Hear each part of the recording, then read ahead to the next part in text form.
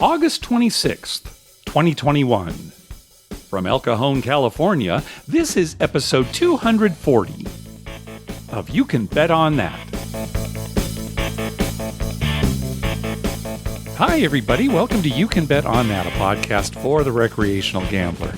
My name is Mark Duvall, and sitting across from me is Dr. Mike. Hello. Now, Dr. Mike, you're a big Jeopardy fan. Yes. You and your wife we watch. never miss. Yeah, and of course, it's a big turmoil right now as they're trying to, find a new host for the show. I'm not really happy with any of them. No? To be honest. Okay. I am not really happy with any of them. Yeah. Alex Trebek's hard to follow. Yeah, right. He was such a stalwart. Yeah, so I don't know. Me and Bilal will probably be fine. Okay. All right. Well, you wanted to talk about a final Jeopardy from about a week and a half ago. Right. Yeah. The episode you watched was officially the season finale. It was on August 13th, right? Right. And there's a guy who's been on it for a while. He's very good. Right. Matt. Yeah. He's very knowledgeable. Yeah. He does rub you a little the wrong way. People have, on Twitter and stuff have complained. Just his attitude. And my girls don't like it because he never says what is or who is. He always says what's or who's. And it's funny because, the answer is, you can bet on that. He'll say, what's you can bet on that. Okay. So he just uses contractions. He uses contractions. He's very curt. I mean, he does that in his regular speech when he's talking too, if you've noticed. So it's just kind of his attitude.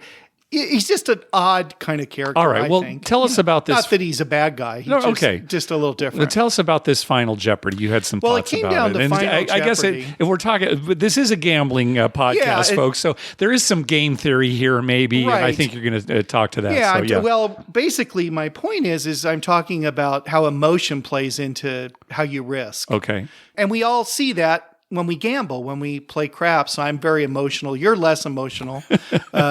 But, people are emotional. They even on slot machines, right? And the casino kind of counts on that. Sure. Oh, of course. Because, somebody gets down and they'll pull out another 100 because they just sure they can get it back, right? And the next thing you know, they've lost 400 instead of the 200 that they thought they were going to lose. And the casino kind of counts on that. But this episode at the end was particularly fascinating to me and my wife and our daughters. We all four watched it, and we talked about it for like a half hour after it ended. Okay, yeah. Well, it came down to Final Jeopardy, and Matt, the champion, had $27,200. Okay. And then there was a lady, and she had $13,600. So exactly half going into Final Jeopardy. Right. So that doesn't happen too often. Right. And she was actually a very good player. Okay. She had actually been in the lead ahead of him at one point, but then she got a double Jeopardy question wrong. Oh, okay. And she lost a bunch of money. And so she ended up with exactly half of him. The third contestant was virtually out of the picture. Right. He had like $2,400. He had a very small amount. Yeah. I mean, the only way he could actually win is if they both busted. And that wasn't going to happen because that Matt would have to bet it all. Right. Now, if you haven't watched, he's a little aggressive, not like James Holzhauer was, in that, he'll bets it all every time. But the first time he gets a double Jeopardy, he bets it all. Okay. The second time, usually, he has a big lead, and so he'll just bet a smaller amount, like $2,000 or something. Okay, right? sure. Mm-hmm. So, he strategizes pretty well. And he's very sure of himself because he's a good player. Yeah. So it gets down to the final question. I don't remember what the question was. It was a question, we won't go into it, but it was a question that had three possible answers, and you had to come up with two of them. Two of the three. Right. Yeah. Okay. Yeah. Right. And so based on their betting strategy, we assumed that this woman would bet it all. Right. Because if she gets it right, she doubles her amount. She has the same as him. Yes. And then we assumed that he would bet some amount less than half. Well, why wouldn't he just bet zero? If he bet zero, it would be tie. And that's a legitimate move, That's what I would have thought, right? Yeah. Then he has to face her in a one-question playoff. And it really comes down to who's quicker with the buzzer. No, I understand that. But if he bets anything and gets it wrong, and she gets it right, he loses. Then, right. So, But I can understand him not betting zero because she was very quick with the buzzer. Okay. She was a very good contestant. And he might have thought, look, I need to beat her now because I might not beat her in, the one question. Because it really boils down to that tiebreaker thing is just who's quicker with the buzzer. Okay, all right. So I see what you're saying is that since this is not a, time-based thing. Right. You have plenty of time to write your answer. Right. And everyone can answer. Right. And he's confident. So this is he probably his saw the category and thought, okay, I know enough about this category or whatever. Okay. So, all right. Very so good. he bet. But it turns out she did bet it all. Uh-huh. And she missed it. Right. And so she ended up with zero. Zero. Okay. But then what was interesting to me is then he bet $1. Okay. So if he bets $1 and gets it wrong, and she by chance had gotten it right, he would have lost. Yeah. Right.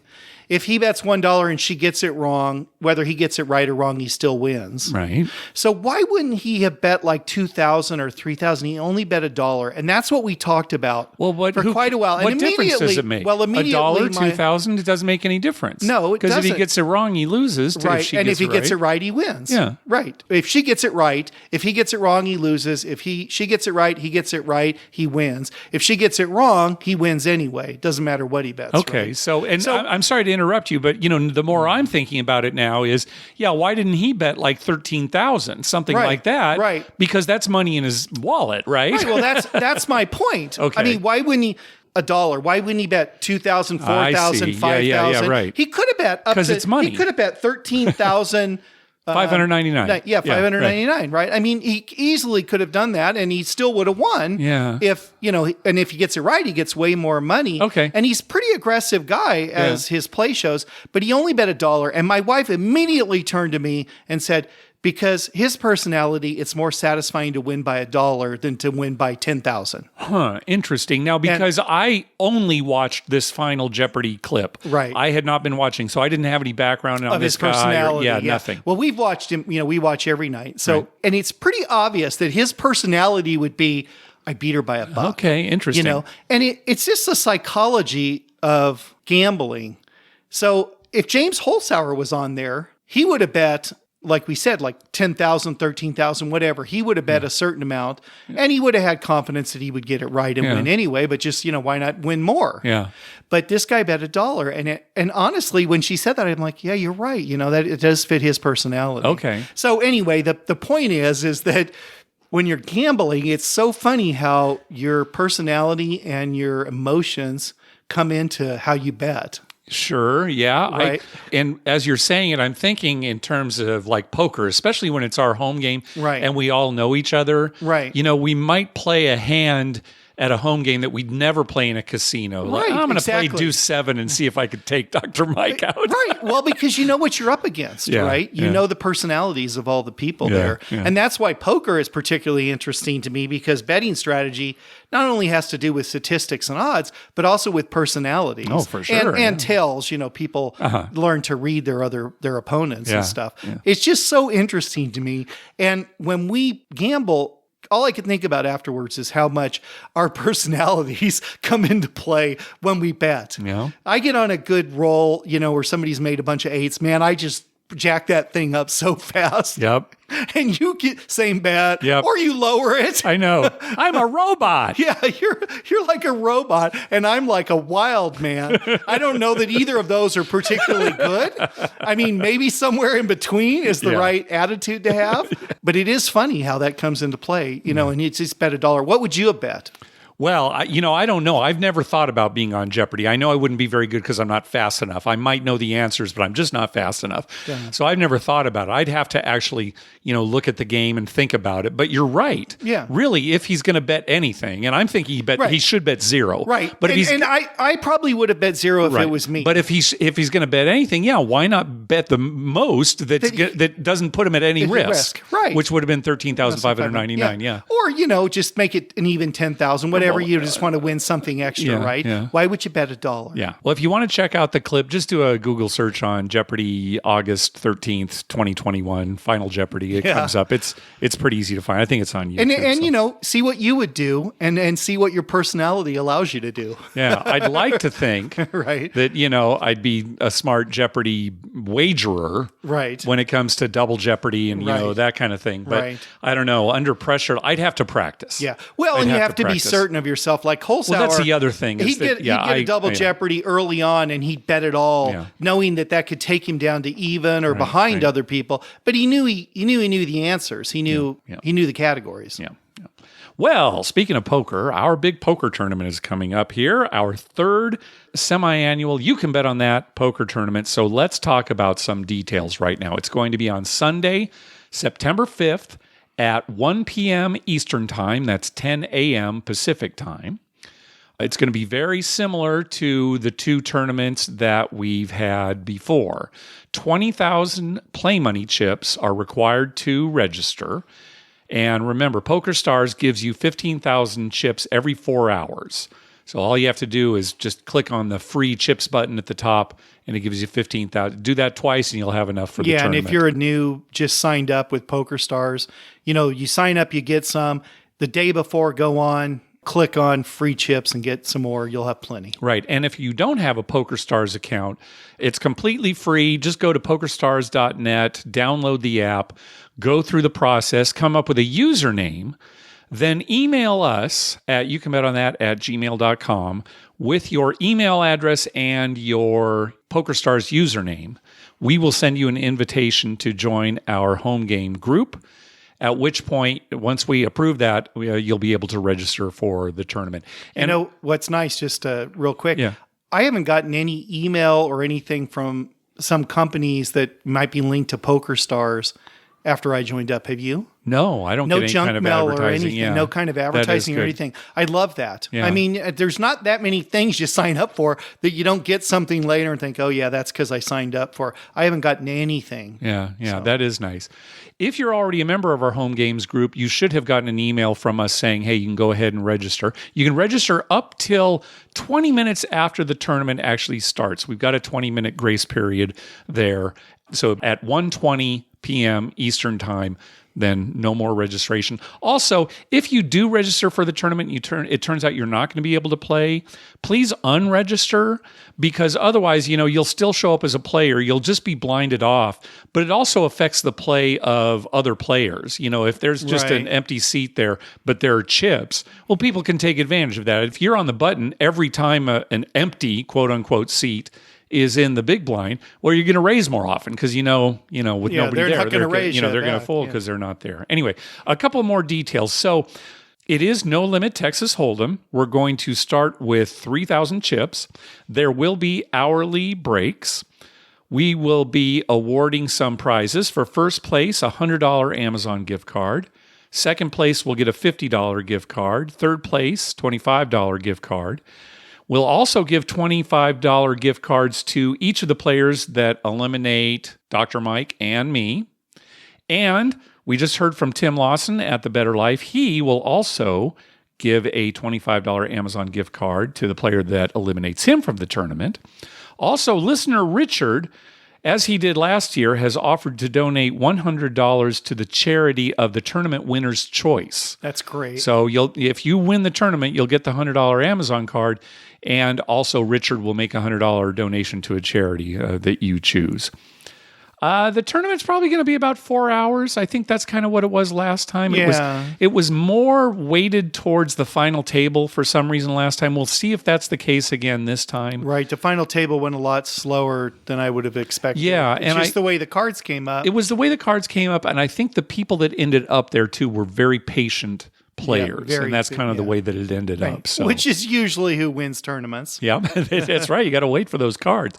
So again, Sunday, September 5th, this will probably be the last episode before the tournament. So we hope to see you there. Mike, am I forgetting anything? Well, I think you should mention that you do not have to be a seasoned poker player. By no means. Or even really have ever played.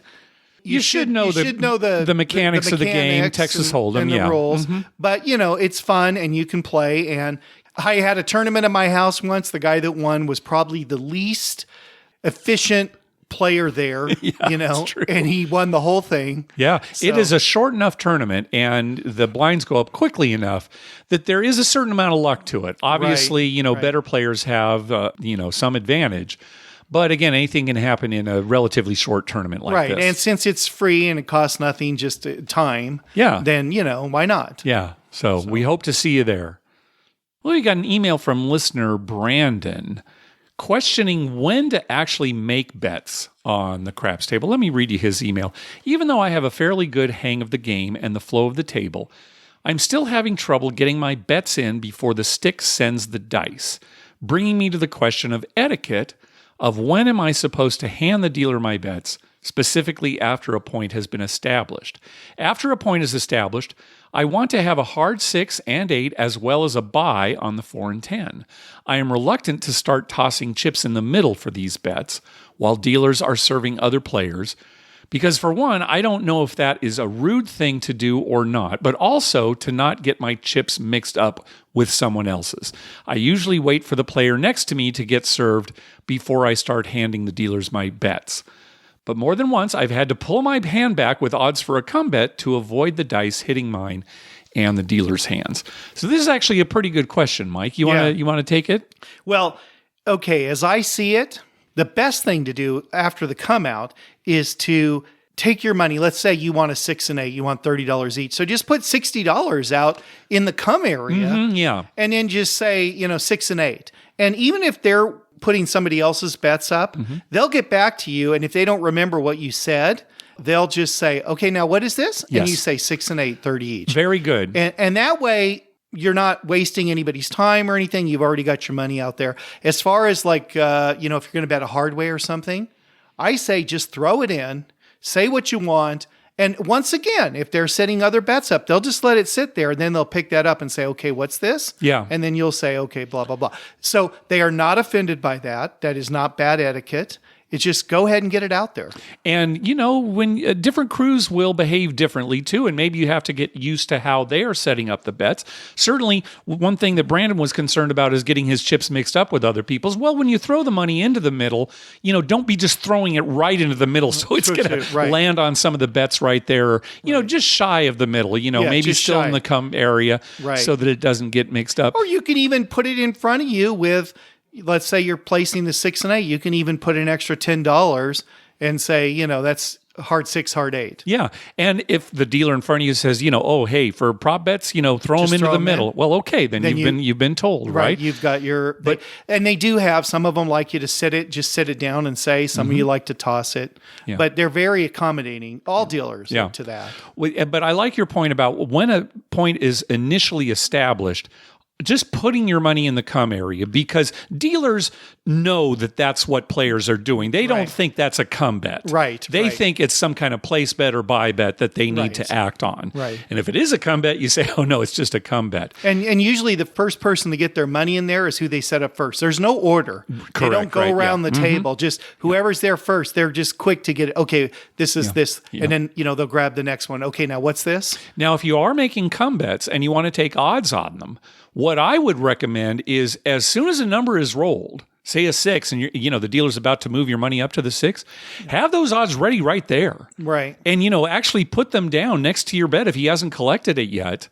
And then they'll know, oh, that's the odds. You don't have to wait until they've moved it up there. Just put your odds down there. And again, if the dealer has a way that he wants you to do it, he'll let you know, and then you can move forward. I try to be very fast with the odds to the point where, say, I know, okay, I've got $10. I know I'm going to take $10 odds. And as soon as the number's rolled, I've actually put the $10, leaned it on my base bet, like my $5 base bet, and then it's ready to go for the dealer. He just brings the whole thing in. They know, they saw that you had a $5 come bet, and they see the extra 10. They know that's your odds.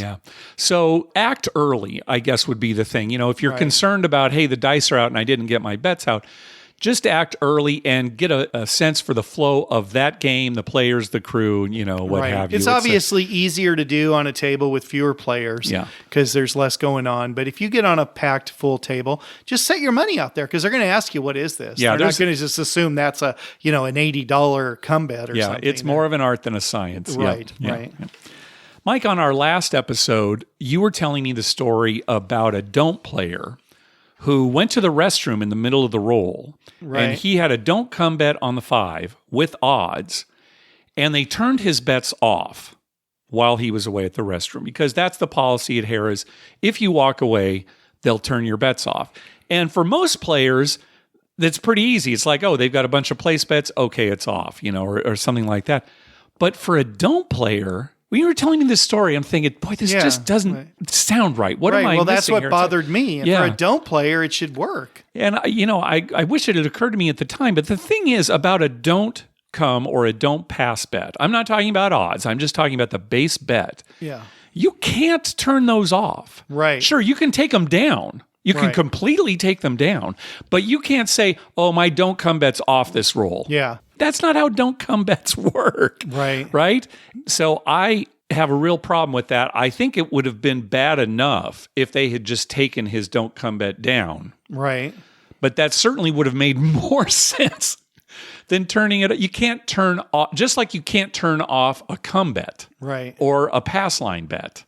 You can't turn them off. Oh, I'm not working this roll. Right. You can what? Can you imagine the mess that would make? Yeah. Well, for one thing, there was no decision either way, so I didn't get to see what happened. And the other thing, when he came back, did they turn it back on? Yeah. They didn't even move it. They discussed among themselves. They said everything's off. Then when he came back, they told him, we turned your bets off while you were gone. So if you're going to walk away again, they're going to be off. Just remember that. He had no clue. He's like, oh, I didn't know that. And so, then he never left again. Then the bet just stayed up there? Yeah, he came back and it was on again. It came back and it was on again. Okay. Yeah. And then it was several rolls before it had a decision. So yeah, that's just wrong. Yeah, it was very weird. And I don't know, if it was just the pit guy being frustrated that he just walked away with bets up there. Right. I know we're kind of getting into real minutia of the game here because this is not something that happens very much, but it did, it just freaked me more out. I thought about it after our last episode, I thought, that's not right. Just freaked me out. I think it was maybe them trying to punish him a little. Yeah. I know the pit boss that you're talking about, and I think you might be right. I think that was more it than anything else. Yeah. Hey, thanks to everyone who's been clicking through our Amazon link. Remember, whenever you're going to buy something through Amazon, please go to our page first, youcanbetonthat.com, and click through our Amazon link towards the top of the page. All right, let's get to some voicemails. First up is Alex. Hey, Mark, Dr. Mike. This is Alex from Maryland with a Vegas trip report. Went out a couple weeks ago, end of July, with one good friend of mine. And this kind of relates to what you guys were talking about as far as low rollers and a high roller table. We do pool our money, and we have been for years. We'll agree on a buy-in. He'll kind of play a more aggressive strategy at the craps table. I'll kind of hang out there with some place bets and a couple hard ways, and that way we both get to enjoy the action. It went really well. So I want to tell you guys about a strategy. I don't really recommend it, but it's fun for us. We call it the infinite come bet, and it's exactly what it sounds like. So, every roll, we just place a come bet in addition to the pass line and odds, and we put odds on those come bets. And then, it's kind of just off and on all day if you get one of those hot rolls, and we certainly did. It was just every roll is an off and on, and we collected. And we kind of came up with a new plan this time around where we would take the remainder, we'd take our win and round down. For instance, if we had like $1,300 profit, we would just call it 1,000 and take that 300 and put it in a high limit slot.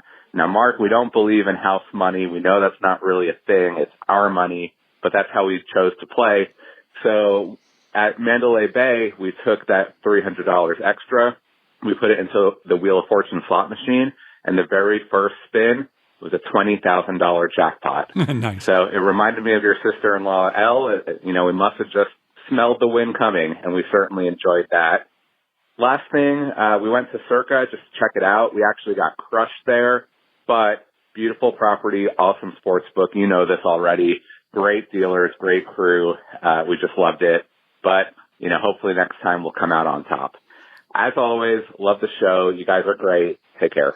Thanks. We do talk about how there's no such thing as house money. That's your money. Right. But we know what they're talking about. Right. And we're just as guilty of doing it too. Sure. Right? You're on a hot roll and, suddenly you've got your bets pressed up to, $500, $600. You certainly wouldn't have gone up to the table and made $500, $600 bets, right? No, but that's your money out of it. But, we do it. So we understand. Yeah. I'm glad he won. I mean, it's a great story. Oh, yeah. I wish that could happen every time. Just take some house money. Just take go a to the little bit of slot. your winnings. Go to some slot, hit 20,000. Yeah. Walk back to the craps table. Buy in for 20,000. I'll have 20,000 across. Whatever way you want to divide that up. It's house money. It's house money. I'm going to try to get you to do that. Maybe consistently. Mike, it's time for your slot play. Yeah. I'm just going to force you. Whatever slot's right behind us, I'm going to force you to play like max bet. Right. And whatever you win, hopefully it's a jackpot, but whatever you win, you got to come back to the craps table and bet it. Just put it on a 4 or a 10. Yeah. Give me a $2.30 for. Either they're trying to, and what's the vig on that? Joe, what's the vig? All right. Next call. Hi, what's up, Yins guys? This is Drew calling from Pittsburgh. I've been listening to Yins for a long time. I actually just got through the final episode, so I have gone through the entire allotment of your podcast. I feel like I know Yins very well. I've been excited to call you. I just wanted to let you know that when I listen to your episodes, I never looked at your website, so I don't know what you look like, but I like to believe that Mark looks a lot like Chris Collinsworth, and Mike, I think you look like Danny DeVito. I am very excited to hang up and go to your website and find out how right I am or how very wrong I am. I am actually on my way to the casino right now after about a 1.5 year hiatus because of COVID and just the concerns with that, my pregnant wife and everything. So I'm very excited to be back at the casino, and I look forward to listening to you and talking to you again. Thanks for everything that you do. Bye-bye. Hey, he's pretty close, Mark. I don't know if you look like Chris Collinsworth, but I don't think we have pictures of ourselves on our website. I think if you go to our Twitter account and kind of go through some of the pictures, you can see. I'll tell you what, the 60s have been rough on me. It's you really not the 1960s. It's the 60s years of ages. I think it's a bit of a shock when you really don't want to see our pictures. I think unless you're I don't know about that. If you meet us, that's one thing. You look like two regular guys. Yeah, but we don't look like what we sound like. I don't think so. Really? Yeah. Well, you and I have known each other for years, but no. You think we sound younger? Oh, yeah. I know we sound younger. Yeah.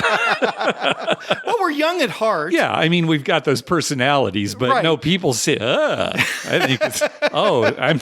Hey, and that's what I'm going to talk about at the end of the show. All right. We'll keep it there. Stay tuned for that, and you'll find out why we sound so young. Okay. All right. Next up is Niles. Hey guys, how you doing? This is Niles from Chicago. I just listened to the podcast and good episode, guys. Great episode. I appreciate the input. Dr. Mike, sir, I wanted to call and answer your question about what's, random versus too random. I don't know. I do believe that setting the dice and tossing them in a consistent manner does have an effect on the dice. Obviously, we're all human. We can't throw them perfect every time, but, so you have a little bit more control over it, I feel. That's just my opinion. Whereas in the bubble craps, it's just bouncing those things around. I mean, it's just bouncing them, and they come to a stop, and wherever they hit, they hit. And I get it. When you throw the dice, no matter how they're set, when you throw them, they hit the back. And how they hit, but it's just how you throw them. I believe with setting the dice and throwing them correctly, you can have better outcomes than just taking them, getting them from the stick and tossing them. That's what I mean by random versus more random. And I hope I said that clearly for you guys to understand. But great episode. And so that's your answer, Dr. Mike. But I'll be giving you guys another trip report in the next couple of weeks. Appreciate the show. Great job, guys. And we'll talk to you. Bye. Yeah, we were kind of teasing Niles because he had said that, the dice are too random at, shoot to win. Right. But you can tell what he's... No, I understand exactly what he's saying that basically at the machine, it's just completely random. Right. Whereas at the table, you can get into a rhythm and setting the dice and roll numbers. And you might be shocked, but I agree with him because I do the same thing. Sometimes I set the dice a certain way and I have a good roll and I think, it's because I set them that way. Yeah. Now, that doesn't mean that's true. All right? That's just what I believe at the moment. Okay. Right? Yes, Seriously, at the moment. I know exactly what you're saying. Right. Okay, and but... I'll give you an example. So this last weekend, this guy comes to the table he's kind of a D-bag. Wouldn't you agree? Yeah.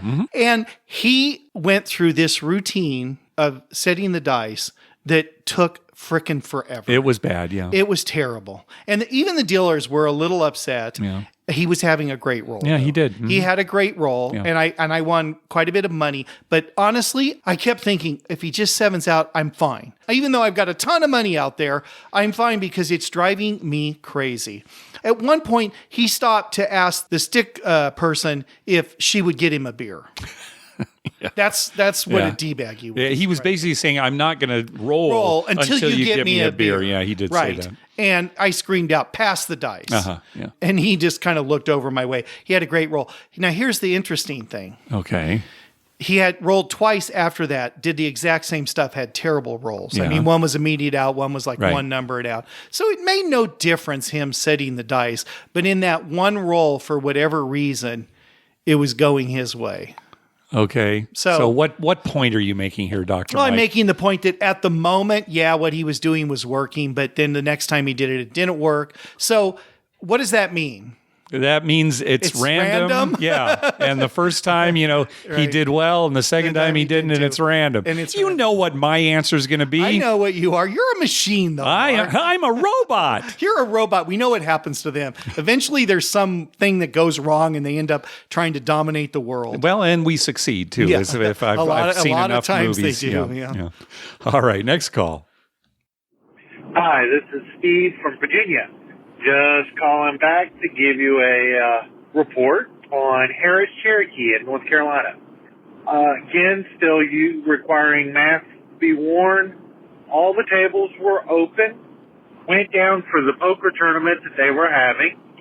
While I was there, I managed to get on the craps table for a little while. I ended up buying in for $200 and cashing out for $6, so not bad. The better half decided she was going to play slots when she got eliminated from the tournament, as well as me. Poker wasn't great, but the slots actually did pay off.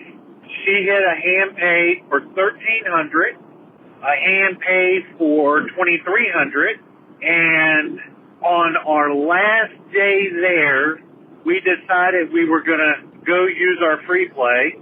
And we stuck them into one machine, and she hit for $600. She gave me the ticket. I carried it over to another and hit for $7,000. Nice. So, all in all, it was a profitable trip.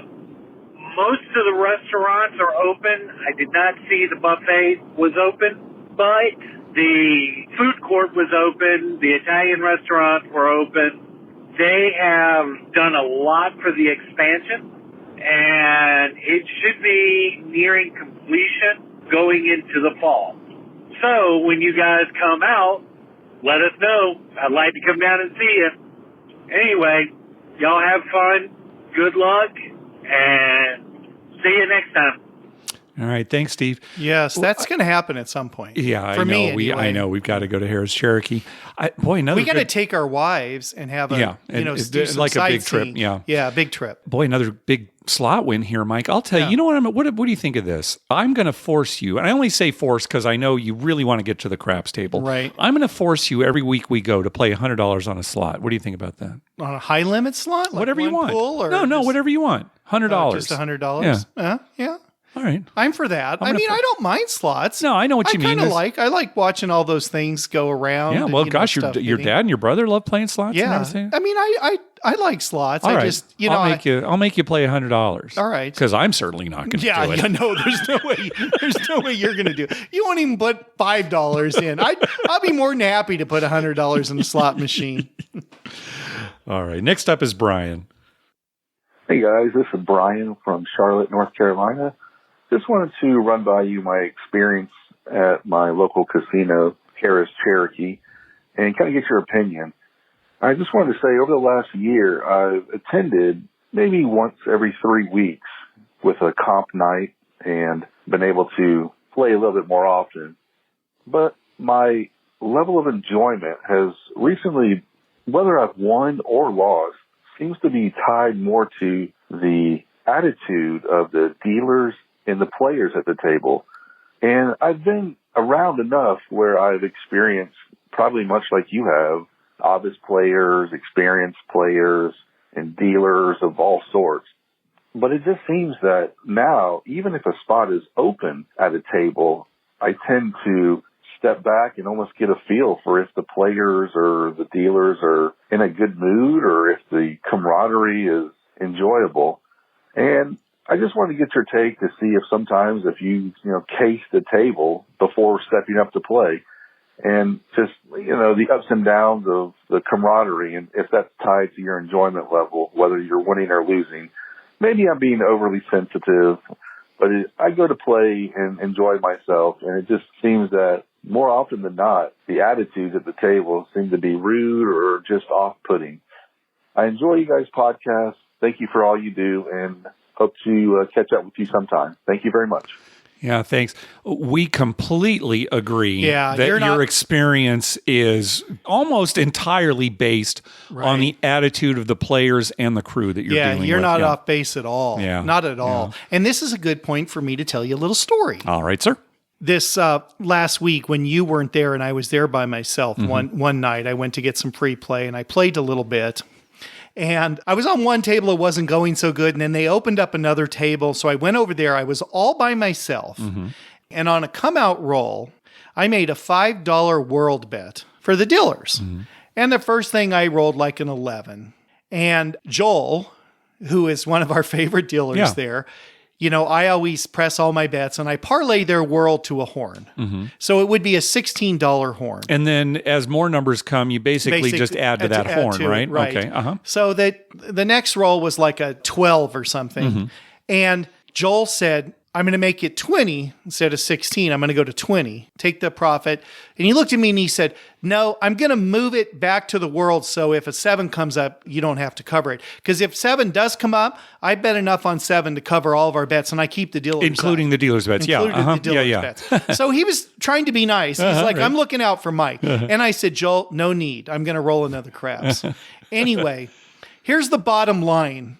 Their $5 world bet, when I finally established a point of 5, they took their winnings, which they had all stacked up, counted it up, and dropped it. It was $2,743. Oh, man. $2,743. That's great. And every time I said, press it, Joel would say, let's put it on the world so you don't lose if a 7 comes up. And I'm like, no, Joel, don't worry. We're good. And he'd leave it there. And a couple times that 7 did come up, I had covered it with my 7 bet, which was so huge. I covered theirs. So when the stick changed and the next dealer, Tam, came up, I said, now, before I do this roll, would you like to move my bet to the world? And he said, why? And I said, go ahead, try. And he moved it up there. And I said, no, don't be stupid. Put it back. I'm going to roll a craps. And then I proceeded to roll a few more. But they turned a $5 bet into $2,743. And basically my point is they're such fun. And we were having such a good time. Yeah. And actually the head of the casino walked up in the middle of all that and was watching. And at the end, I said, I just want to let you know, the reason we come here, Mark and I, and it's a lot further to drive than the multiple casinos that we're way closer to, is we like these people. I look forward every week to going, and a big part of it is being at a table with the crew up there. Right. It really is. There's this one dealer, Jessica, I'm going to mention her name. Yeah, she's great. Because we tease her all the time. Yeah. She is so fun. Yeah. And we can tease her, and she just takes it. I said to her the other night, Jessica, you're my second favorite dealer in the whole place. And she looked at me and she said, oh, is it Tam your first? And I said, no, everyone else is tied for first. And every week she tells us to call her a different name. Yeah, that's true. That. That's right. Now, getting back to Brian's call, he was asking if maybe things have changed, if it's like worse than it used to be. Because of people's attitudes, maybe because COVID and stuff. That kind of thing. I don't know that we can really speak to it ourselves. No. Again, because we go to this same place every week. Right. And we love everybody up there. We can't say for sure, but there have definitely been times where we will prefer continuing to play at a place where we're losing. Right. Because we love the crew, as opposed to winning, at a place where we're not really having that great a time with the crew or the people around us. For us, it's our Saturday night, have fun, kind of. But if we're in Vegas, yeah. When we move around, sometimes it's because we're losing, but a lot of times it's like, oh, I don't like the vibe here. It's the vibe. Yeah, the crew, they don't care what's going on. Yeah, we're even. We haven't even really lost much, but let's go to the next casino because that crew's just not doing it for us. Yeah. All right, next call. Hey, Mark and Dr. Mike, this is Nick from Connecticut calling in again. Just listened to the last episode and heard the mention of casinos that have the self-serve soda stations. I do want to say that MGM Springfield takes the cake in that department. They have multiple self-serve soda stations, and they are the kind that you guys are talking about where you can press different combinations of cherry Cokes and whatnot using a touch screen. They also have coffee, tea, whatever else you want. The only thing that you need a waitress for there is bottled water and alcohol. Real quick, I'll tell you guys a story. One time I went to MGM Springfield. I go there at that time probably 3 or 4 times a week to play poker in their wonderful poker room. I do pretty well at poker. Go to the high limit blackjack, $50 table, right? This was a weekday during the daytime, high limit $50. It's the only place where you can get paid 3 to 2 in that casino. I'm not counting, I'm just playing normal. And, I'm fluctuating my bet. I start winning a little bit, and I will bet $50 on a couple hands, and then I would bet 200 sometimes. And I'm winning, and I'm winning, and I'm winning. And a guy comes up to me and says, hey, can I talk to you for a second, Mr. My last name? So I stand up. He makes me stand up from the table, and he says, hey, I'm just going to give it to you real simple here. We don't want your action anymore. Go cash out. And after going back and forth with the guy for about 3, 4, 5 minutes, basically they backed me off, and I wasn't counting. The next time I went there, I spoke to somebody at the kind of customer desk area, and they ended up having a boss person come back out and talk to me, and it was all sorted out. But I was backed off for winning at blackjack. And all my faith in Dr. Mike has also been restored about the whole coupon thing after hearing Mark's explanation. So I thank you guys for that. Goodbye. That story is infuriating, isn't it? He's spreading from 50 to 200. Right. He says he's not counting. Right. And, if I'm looking for a counter, right, I'm not looking at a guy in the high limit room spreading 50 to 200. Right. He's and how long has he been playing? Oh, my gosh. It's a guy spreading from, like a quarter to all of a sudden 1,000. Yeah, something like that. Or multiple hands of, 200, 500, that kind of thing. Oh my gosh, that's terrible. I'm glad things worked out. It gets back to what we're talking about, where casinos are so paranoid about counters when they really shouldn't. They should be looking for them. I understand that, but card counters, most of the people who think they're card counters aren't. Right. Yeah, I bring the card counters. That's another thing that's going to happen at our casino. Card counters, welcome. Right. I mean, it's still not a guaranteed win either. Oh, no. You can count cards all you want, and you can increase that bet and jump up and make a 10 times bigger bet. Doesn't mean you're going to get It's a small edge. It's a small edge. So, I don't get what they're worried about. But, I mean, getting back to Nick in particular, it's just terrible. I hated hearing that story. Right. So. You see that new commercial for Circa where Derek Stevens says, he's going to put up so many millions of dollars. Yeah. And he said, last time you put up whatever it was, and this time it's way more. Yeah. And he says, bring it on. That's how your attitude should be, exactly, right? Yeah. That's how their attitude should be. Good for Derek Stevens. Yep. I mean, he's going to take a bet. Yeah.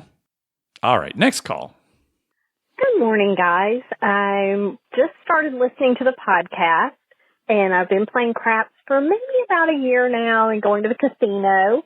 And I was just wondering if y'all prefer the crapless craps table or your standard craps table, and also if you have a different strategy for the crapless craps than you do for the regular craps. Thank you very much. Love the podcast. Bye. Yeah, both of us definitely prefer the regular craps tables. But if we ever do play crapless craps, I definitely change my strategy because when I'm at a regular table, I'm betting pass line, I'm making come bets, that kind of thing. Sometimes on the don't. Well, I don't want to be making pass line and come bets on a crapless craps table where my point could be 2 or 3. Plus, you can't bet the don't at crapless craps. So I definitely, change. It's been a while since I've played crapless craps, but what I would probably do is, place the 6 and 8, maybe buy the outside numbers, including like the 2, 3, 11, 12, buying them. I don't know. I might go something like that. There are not that many crapless craps tables around. Yeah. I mean, a lot of casinos don't have one. So first of all, you have to find a casino that has one. Right.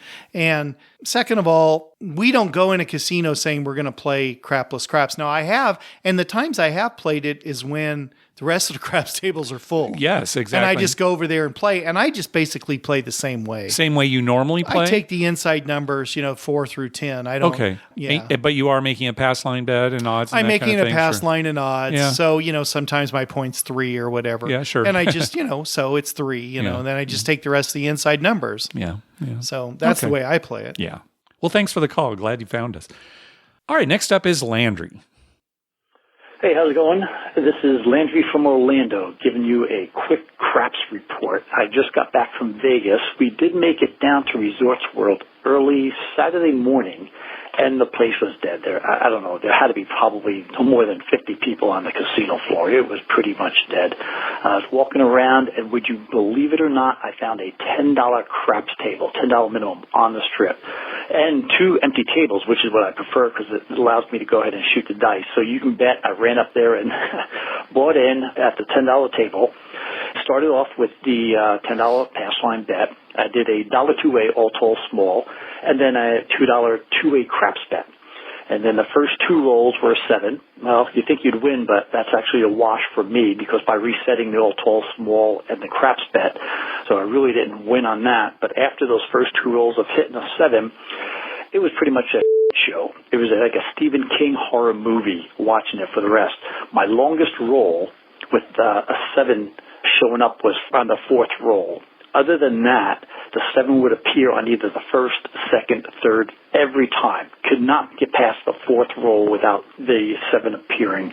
So really, the entire session, not a single win. Even the place bets, nothing. The dealers were amazed, dumbfounded. They had no idea. They said they'd never seen such a bad session.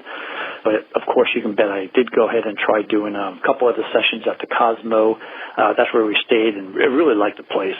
They had about 4 to 6 tables open. They were all $25. Last time I was there in March. So since March, they replaced one of the tables with that roll to win crap game.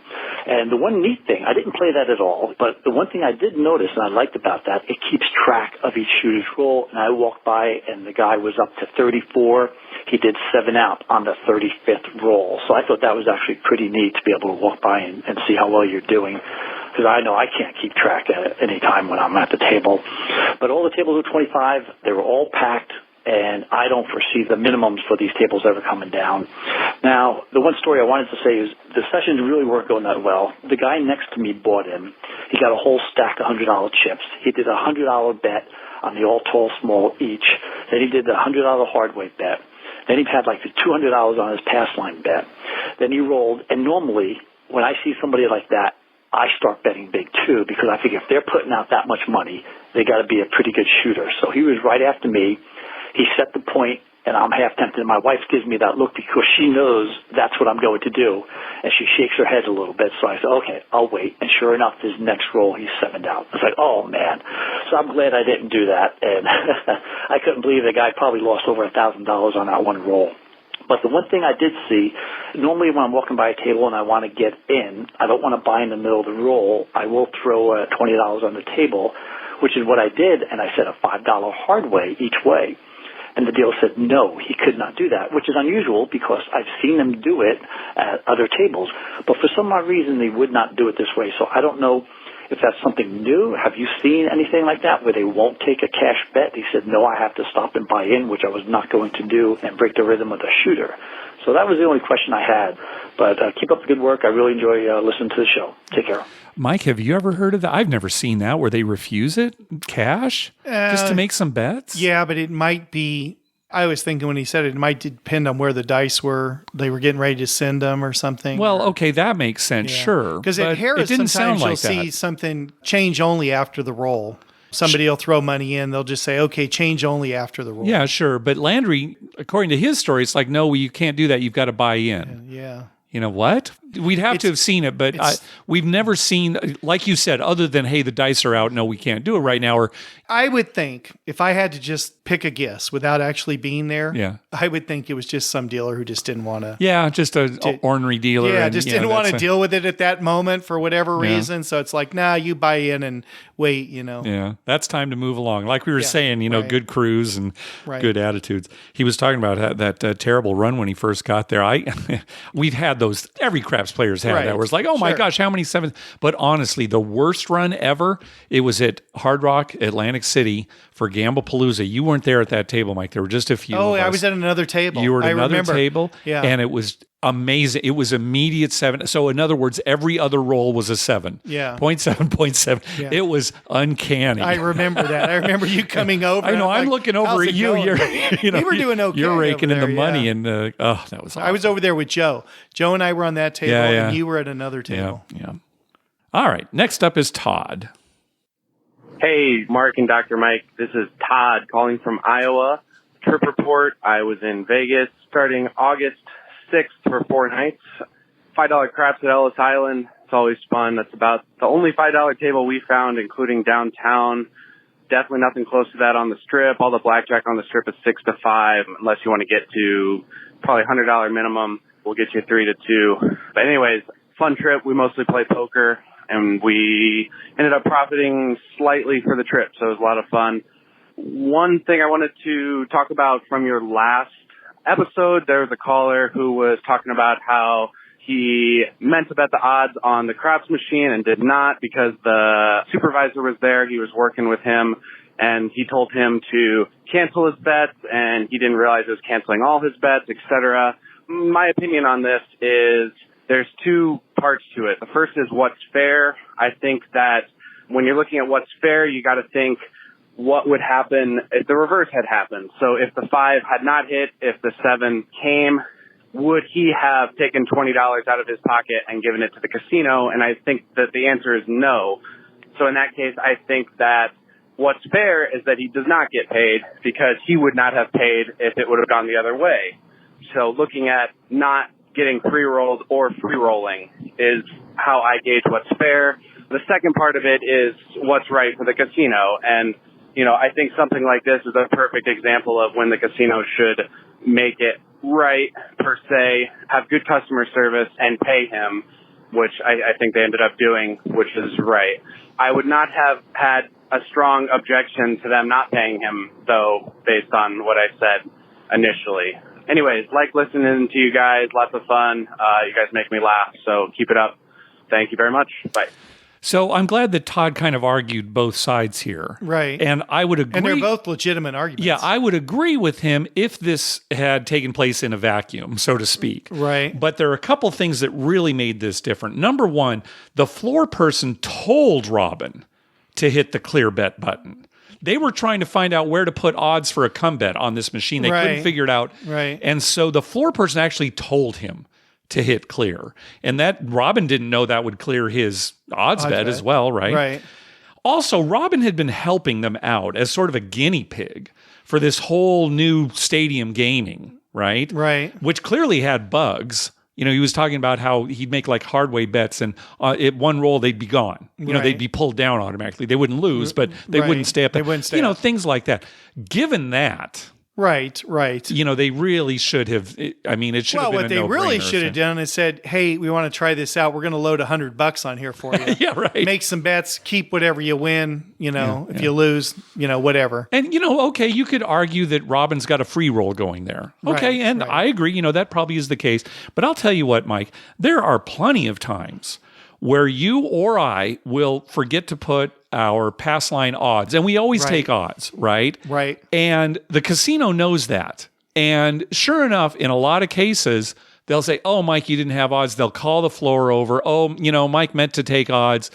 and they'll just say, okay, Mike, put the bet down and we'll pay it. Yeah. And that's a free roll for us. Right. But we've never done it on purpose. No. We've never done it on purpose. It's almost always because I'm screwing around, talking, saying something stupid, and I just forget to. Yeah. So this is what we're talking about, good customer service. Yeah, Mike, there are plenty of times where you have forgotten to take odds and you're embarrassed and you'll just say, oh, forget it. Yeah. Don't even pay me. Sometimes I should have been paying attention. I know it and I forgot. And they want to pay me and I'm like, no, I didn't. It was my own stupid fault. I'm screwing around. I'm either pointing something out to you or saying something stupid or doing something. We're having fun and then we forget to make bets. Yeah. All right, next call. Hey, Mark and Dr. Mike, this is William from Fort Worth. A couple quick questions for you. Hey, what's the best way to get good audio on a voicemail that we leave for you guys? I just know some people have really good, clear audio voicemails. So what I've done is, and I don't think mine are great, but it's the voice memos on the iPhone. So I recorded on that. I've done that where I practice on it, actually. I was thinking I want to know, can we send those to you? If I email you, you can bet on that at gmail.com. Can we email you a voice memo? Because that way we can practice on our own and send you a good copy, not one of the really screwed up ones that I usually do 3 times. And then I try to get through it on a voicemail. But what's your experience? What's the best way to get good, clean audio for you guys so that it sounds good? Second question. This has been touched on before, but so now Caesars Properties are doing the badge. We can earn badges from going from casino to casino, which really sounds fun to me. But I worry about the ADT, which you guys talk about. So typically I go a few times a year. I play a lot at Caesars and a lot at Cromwell, and then I'll just kind of stick and move at a few of the other casinos. So my question is, so let's say I do my normal play at Cromwell and Caesars, I'd probably get every badge. And then if I go, say, to Flamingo and Harrah's and do their badges, and I don't spend very long there, just enough to get the badges, does each property individually have their own ADT so that would only screw me on those properties?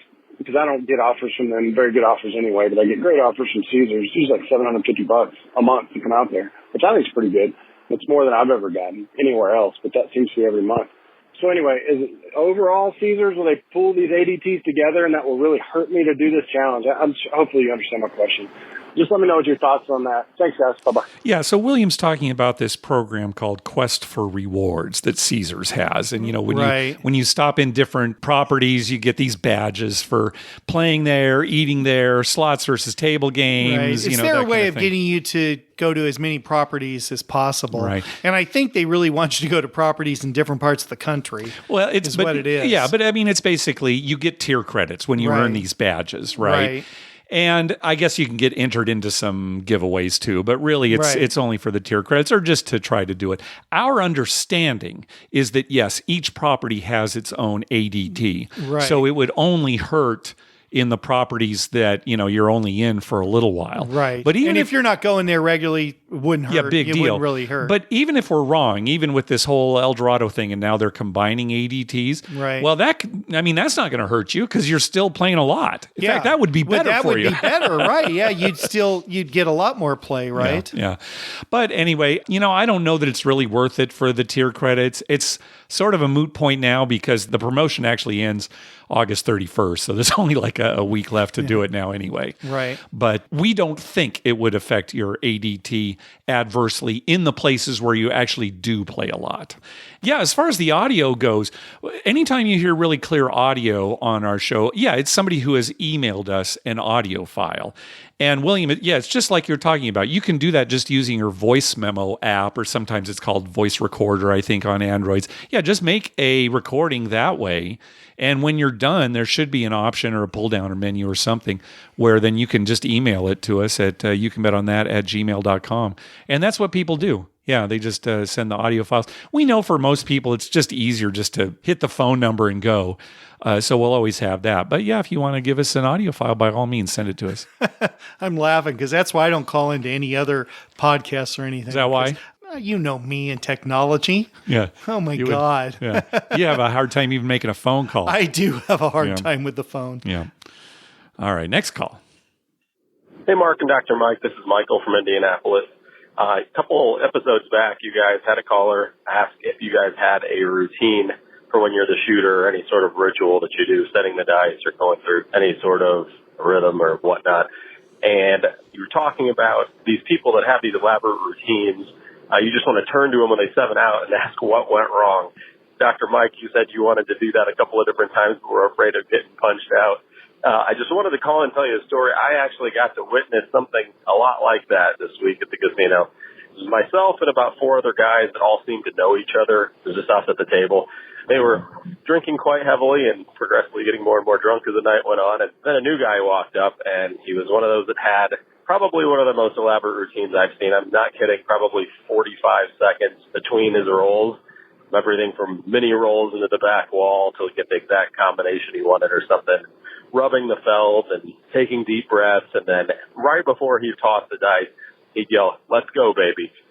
Every single roll. It was super annoying because it took forever. And he only ended up rolling about 3 times before he 7'd out. And the guy next to him, who was probably the drunkest of the 4 friends that were there, turned to him and goes, hold up. I know what you did wrong. Let me show you. So he gets the dice, goes through the exact same routine that this guy did, takes 3 deep breaths, looks him straight in the eye, and just shakes him up as much as he can and yells, "It doesn't effing matter," and then tosses him down as hard as he can against the back wall. He did that about 3 times right in the guy's face, but we were all trying really hard not to laugh, and the guy ended up leaving the table. I think that was kind of the ultimate what went wrong, but had to share that with you. And then also last episode, Andrew called in, and you guys were discussing the birth of a second child and how somebody was considering 7 as a name for their kid. My son is now 9 months old, and when he was born, I didn't name him 7, but the doctor called out that he was 7 pounds, 11 ounces when he was born, and the first thing I said is frontline winner. My wife just looked at me from the, said, "What are you talking about?" And I said, "He's going to be a craps player." Anyway, thanks for the show. Keep up the good work, and talk to you soon. Bye. Best phone call of those were year. great stories, weren't they? Yeah. That's going to be hard to beat. Yeah. That's going to be hard to beat. Oh yeah, my thanks God. for those, Michael. I'm laughing. I would have loved to have been there for that guy. I know what you did wrong. And then he shows him. And he shows him what he did wrong. Oh, my gosh. Yeah, frontline winner. That'd be a great name. That'd be a great name for a kid. Yeah. It'd be great if the doctor just turned to him and said, "Yeah, let's parlay." What does that mean? Here comes number 2. All right. Next up is Alex. Hey, Mark and Dr. Mike. This is Alex from Atlanta, Georgia. I've got a bit of a dilemma going on. I know the poker tournament is scheduled for Sunday, Labor Day weekend, but I will also be in Biloxi, Mississippi, hopefully at the craps tables. So I'm not quite sure. I fear that my streak of final tables is coming to an end unless I could manage to put the phone on the rail and play some poker and craps at the same time. The other option I thought about is sitting at one of those electronic games, I guess bubble craps or what have you, and playing, but I'm not sure. What would you guys do? Anyways, I hope y'all are doing well, and I will give y'all a trip report once I get back and let you know whether or not I was able to make it on or if I set this one out. If I do sit it out, please don't count it as it ending my streak. You are the official judges, so I just beg of you. Thanks. Hope y'all are doing well. Bye. Yeah, so Alex finished in 5th place. He was at the final table, both of our tournaments, Right. finished in 5th place in the first one and 4th place in the second one. Yeah, we were expecting top 3 this time. Yeah, Alex. I'll tell you, Alex, if you don't play... Hey, there's a guy out at Harris Rincon, that big gambler guy. He plays the table all the time, and he's usually that's playing true. poker at the same time on his Yeah. phone. Real poker. If they'll let him do it, it depends on the casino. I would Right. imagine that, if you're to shoot to win or stadium gaming, they would let you do it. But Alex, I don't think we can make any special exception for you if you don't show up. We'd have to make exceptions for everyone. I think you have to play, Alex. I know you're going to be in the casino. It's like, oh my gosh, how can I spend 4 hours at our How tournament? about But, just a video poker machine? He can play on his phone and play just video been playing poker, right? And the eye in the sky will just think, oh, this guy's a degenerate. He's not pulling anything by He's having his playing phone video open. poker here, and he's playing poker at the same time. Well, we hope to see you there, Alex. But if you can't make it, we certainly understand. Yes, that'd be a rough choice for us. Definitely. For me, Yeah. especially. Well, we've actually got a lot more phone calls, but I think we're going to hang on to them till our next episode. I did want to say one thing. Coming up probably this next week, Tim Lawson and I are going to be talking about a new movie coming out called The Card Counter. So tune into the Better Life podcast next week. We're going to have a preview of that movie. It doesn't come out until September 10th, but some people have been talking about the trailer that's come out, and it obviously takes place in casinos and what have you. So we're going to have a preview for that. All right, well, that's going to do it for this episode. We want to thank some people for some recurring PayPal donations. Nathan, Brian Dancer, Brian and Sarah, and Josh. Thank you very much. Also, we got a donation from Bill, karma donation for upcoming trips, and hoping for a swift end to border restrictions. Fingers crossed for Dr. Mike's October plus December trips to Vegas. Hope by that time Vegas is still open and the U.S. allows us visitors from north of the border. Yeah, hopefully, Bill. My understanding was that the borders were open, but I don't know if there are restrictions depending on... I think that's almost a daily thing, Mark. Oh, yeah. So we hope to see you down here, Bill. Also, a donation from friend of the show, Miguel. He says, totally self-serving karma donation for my Vegas trip on the 25th, which is, oh my gosh, he may be there right now. So right. Well, that's today. Yeah. So hopefully you're having a good time, Miguel. Thank you very much. Hey, be sure to check out our TV listing showing all the gambling related shows coming up within the next 2 weeks at youcanbetonthat.com/TV-listings. And our list of gambling-related movies at youcanbetonthat.com/movies. We'd love to hear from you. Call our voicemail hotline at 951-292-4377. That's 9512-WAGERS. 9512-WAGERS. Or you can send us an email at youcanbetonThat@gmail.com. You can also follow us on Twitter at youcanbetonThat and on Facebook at facebook.com/youcanbetonThat. Finally, please go to your favorite podcast app and write a review of the show. We love getting your feedback. All right, Mike, what did you have here you were talking about for the end of the show? Well, the other day, we drove separately out to the casino. Yeah. And I was driving out there, and I was thinking about, and this is a roundabout story, Mark, so be patient. Oh, man. I was thinking about one of my uncles. He's passed away a long time ago. He was a guy, he loved animals. Okay. I mean, a huge animal lover. He had a farm and he took in every animal you could ever think of. Mm-hmm. I went with him once to an auction. He bought a donkey. Okay. I said, "Why'd you buy that donkey?" He said, "Because nobody else was going to buy it." Mm. And he just wanted it to have a home. Mm-hmm. And, my grandmother, his mom, would always yell at him, like, "You got all these animals. They don't do anything for you. You spend tons of money." But he loved animals. Mm-hmm. It was his passion. So anyway, when my wife met him for the first time, he had just been to Alaska. And so he had an RV and he drove up to Alaska. And I said to him, "Oh, you just got back from Alaska. How was Alaska?" And he said to me, "Alaska is the greatest place on the planet because you can step out of your RV and right into the food chain." Uh-huh. And it wasn't until I was driving the other day and I was thinking about him and I thought, you know what it was? It wasn't about like trying to be funny or anything. He loved animals. And for him, that was like what fueled his fire. Yeah. And I was thinking about us because I'm heading to the casino and I'm thinking, these trips on Saturday is what fuels our fire. And that's what keeps us young. We right? really enjoy them. Yeah. We really do. And we enjoy goofing around and everything. So it keeps us young. We're not stodgy sitting at home. And so I was thinking, why isn't everybody... Now, for you and I, our first passion is our families. Mm-hmm. Our immediate families. Yeah, we're very close to our families. And our friends. Mm-hmm. We're very close with our families. We do a lot of stuff with our family and friends. But our second passion is, our trips to the casino and our gambling. And it does, in a way, keep you young. And I think the world would be better, Mark, if everyone found their passion. Well, I mean, I agree. It's tough, right? Because not everybody can, right? Not everybody knows what it is. Right. Not everybody. Yeah. But search for that. Yeah. It's the key to life. Yeah, search for your happiness. In my uncle's case, it was animals. Yeah. For us, it's going to play craps at the casino. That's right. And I mean, whatever it is that fuels you, it'll keep you young, happy, healthy. But anyway, I was just driving and I was thinking, this is the perfect example of what makes us happy. Okay. Right? Yeah, that is good. If people can find their passion, I know it's hard because we're very lucky. And I know that, yes, right? Because we have found something that we enjoy and we, have a podcast about it, right? And somebody asked me not too long ago, why do we do it? Yeah. Somebody out Harris said, well, why do you guys do that? The podcast? Yeah, the podcast. I said, well, we do it because we just love it. I mean, Yeah, it's just something we're going to talk into. about this anyway, right? You and I are going to have this discussion anyway, Right. so we might as well why let not other record people it? listen. I mean, we have to cut out a lot. Yeah. There's a lot of stuff that can't be said over this mic, but the gist of it's still there. Yeah.